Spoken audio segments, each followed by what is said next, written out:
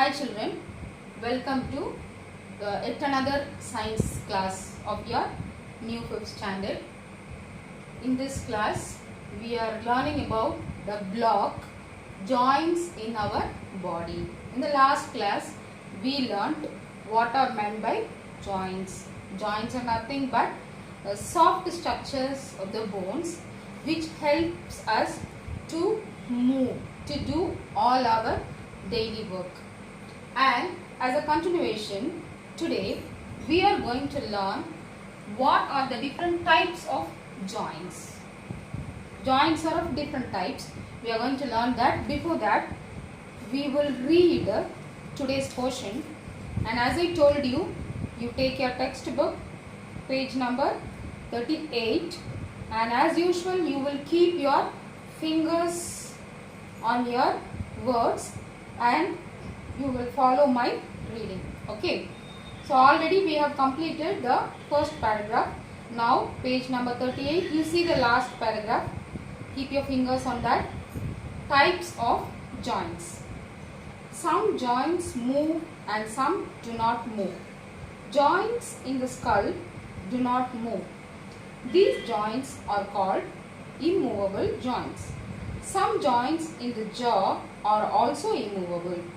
Most of the joints found in the limbs are movable joints. The joints found at the hip, shoulder, elbow, knees, wrist and ankles are freely movable. Some joints, like the ones in the backbone, can move very little. They provide flexibility to the body through this limited movement. So, this is what we are going to see in this lesson, and you see the picture below this paragraph. You have a skull. See, you have a skull and a portion between your hands. So now the skull is example for immovable joints, and this wrist and the hand connection is example for movable joints. So now you have two new terms called movable, immovable. So in this lesson you are going to know the difference between movable and immovable joints. So what is movable? What is immovable? You see your book, see the picture of the skull. The skull looks like a round shaped bone, but it is not a single bone. Your skull is made up of a piece of bones connected together to form a round structure. Okay, this is not a single bone. Small pieces connected together. At the same time, you compare, you see the next picture, the connection between your hand and the wrist. There, separate one big bone and another bone.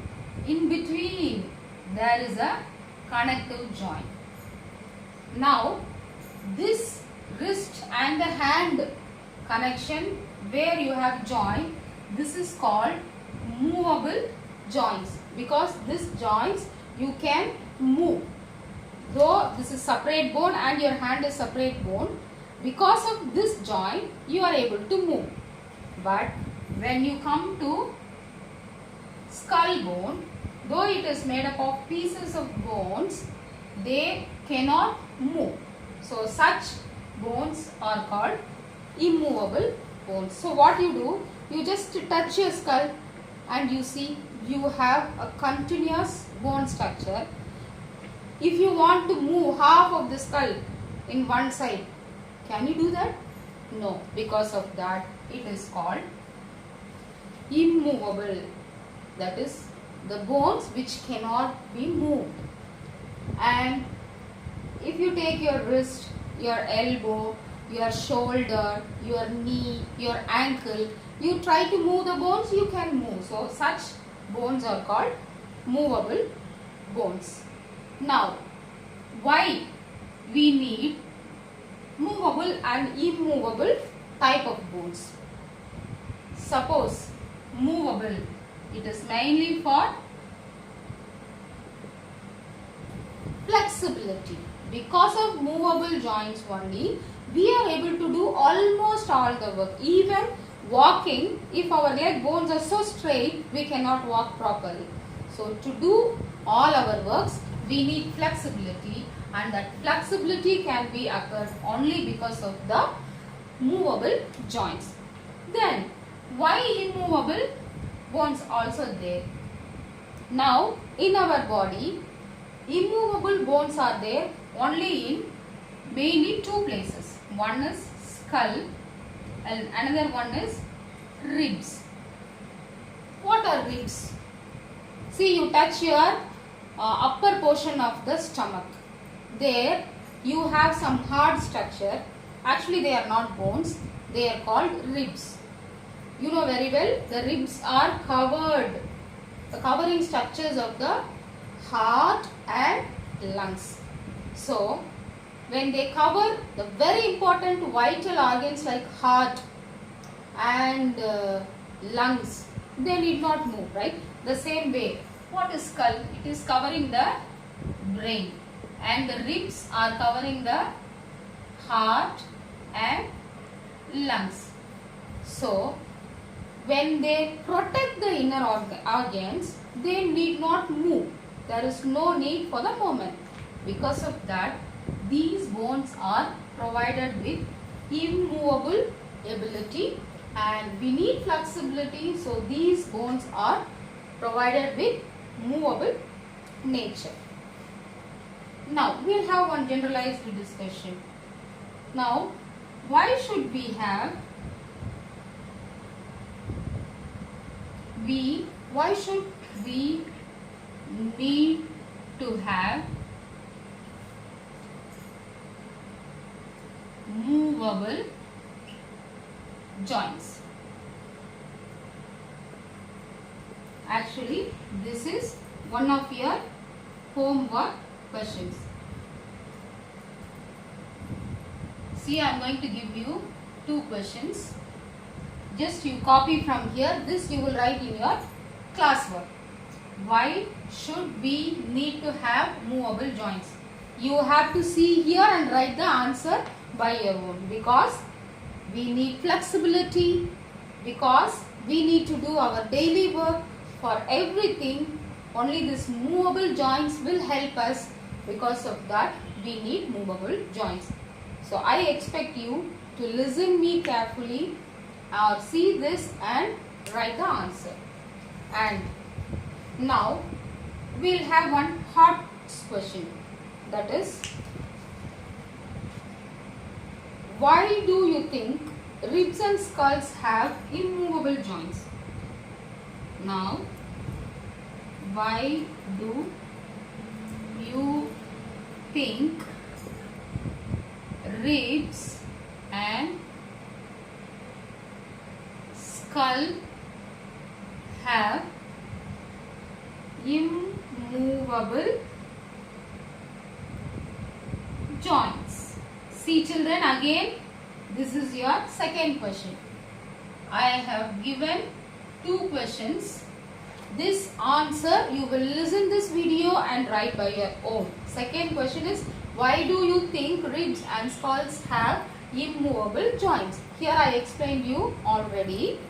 The ribs and the skulls are the protecting part of the bones. They protect brain. Skulls protect brain, ribs protect heart and lungs.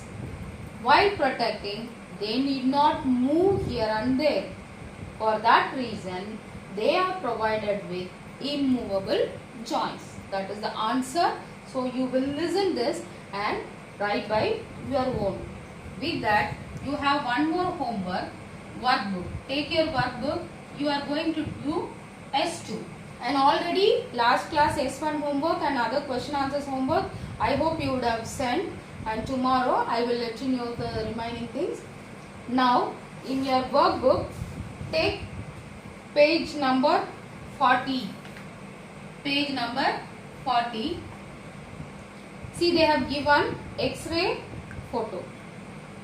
Choose the X-ray of the hand and the rib cage. They have given you two photos. Just you observe and you answer for the three questions.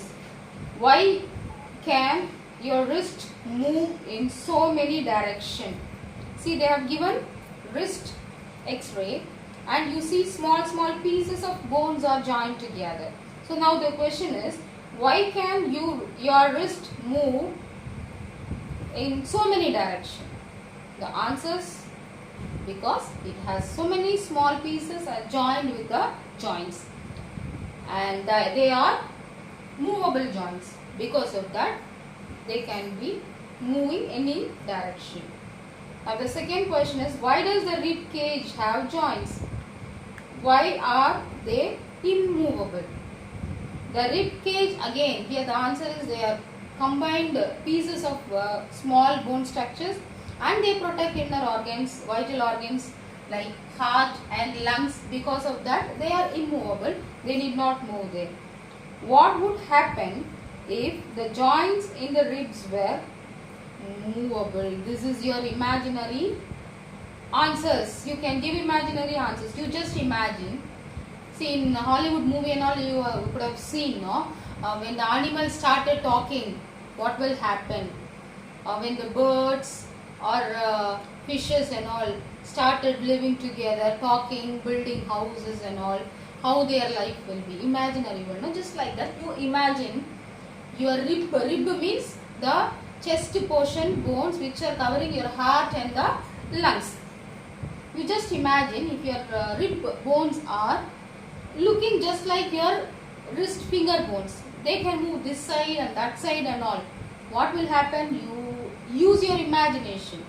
Write anything. If you ask me, I will say, when they move this side, it will throw the heart one side. The lung will move this side. This is my imagination. Whatever you feel like saying, you can say that. Okay?